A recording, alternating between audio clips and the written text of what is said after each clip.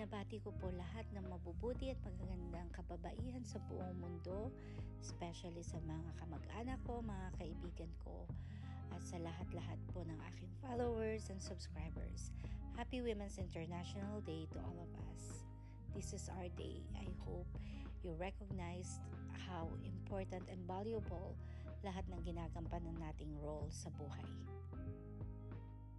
Ako po si Coffee Break with Vesa, and allow me to share with you my story. Napakarami pong role ang ginagampanan natin bilang mga babae sa buhay ng ating pamilya. Isa po akong wedding planner, and at the same time I work in one of the big four here in Los Angeles, California na accounting firm.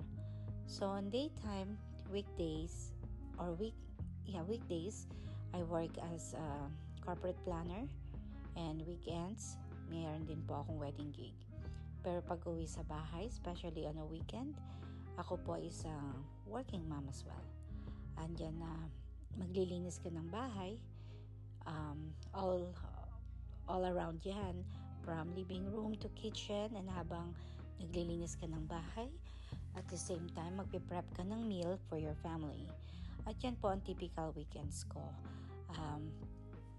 Hindi biro ang ginagampanan natin dahil kung wala tayo sa buhay ng ating pamilya ay wala po silang kakainin. And majority of us is the one who's in charge cleaning the house and cooking for our family. Ang routine na ito ay isang bagay na na-enjoy ko na pag Monday to Friday, nasa work ako. And during weekend, ayan, nagpabanding with my kids. Andyan magluluto ka, maglilinis ng bahay, maglalaba at the same time. Yan po ang buhay natin kahit nasaan ka man. Majority of us are really wearing different hats. Andyan maglalaba ka habang nagmo-multitask ka na nagampanan at matapos ang iyong gawaing bahay sa maghapon during weekends. Especially kung nagtatrabaho ka, ang oras mo lang ay limited talaga kung tutuusin. Habang naglalaba ka at nailagay mo na sa washing machine and dryer ang mga damit, pwede ka namang magluto. So yan po ang buhay natin. Especially pag nasa abroad ka, wala kang ibang aasahan kung hindi ang sarili mo.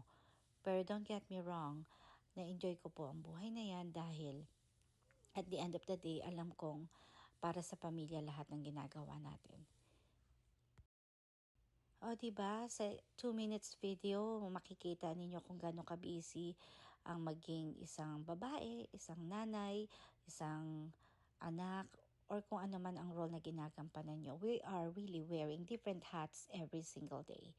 So, I'm so proud of you, and we should be proud of ourselves. Kailangan din balanse, we should have work-life balance, at ang importante talaga yung well-being natin para sa ating mga pamilya. Ayan po, less than 2 minutes video, napakita ko sa inyo ang aking 24/7 live dito sa Los Angeles, California. Na-enjoy ko naman po ang aking buhay at ang aking mga sakripisyo at ang mga ginagampanan kong role bilang nanay, kaibigan, anak, at higit sa lahat bilang asawa. So, meron din naman po akong supportive family, especially my husband. Kaya pinagpapasalamat ko sa Panginoon na healthy at saka matatag pa rin ang kalooban namin mag-asawa para maging isang role model sa aming mga anak at maging happy family kami. Kahit na paminsan-minsan may struggle, laban pa rin, di ba? At paglaanan ng oras at panahon ng ating pamilya dahil yan po ang pinaka-importanteng pamamana natin sa ating mga anak. Sana po ay na-enjoy nyo at lubusan yung nakilala si Coffee Break with Vesa. God bless us all. At kung bago ka sa channel ko, please don't forget to subscribe and share this video. Till next time po, love you guys and thank you for all your support.